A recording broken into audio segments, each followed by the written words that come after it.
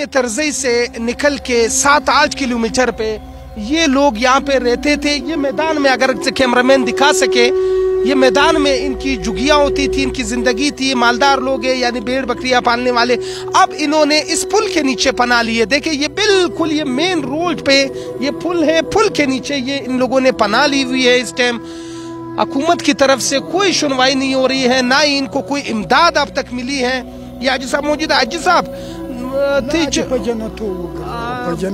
वावरी पशपा बांधे दारा वश ढेर मुश्किलात बदरते पेश से दाशराते पेश से हाजी साहब कसम पे खुदा दे तसार जग वलाड़ू इग्लोक्शनो इंसानानो व डायरेदू टोल कुशनी वसुम निमायाल त बड़स्तानो किम खोंदी कड़ी इता कुर्बान समयकल का हुकूमत यार चा मोर प्लार दे मगम दगा मोर प्लार दे मग चवुक।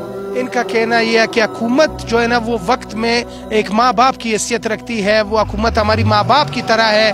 हम उनके समझे एक जो भी आप कह सकते हैं रियाया है, जो भी है। यहाँ पे अभी तक कोई भी नहीं आया। ये बच्चों की ज़िंदगी आप देख सकते हैं, इनको कोई इमदाद नहीं मिली है। जैसा कि मैंने कान में तरज़ई में आपको दिखाया, वो वहाँ पे लोगों को बुला के एक आटे की तेली और जो चीज़ें वो दे रहे। इनके पास कौन आएगा?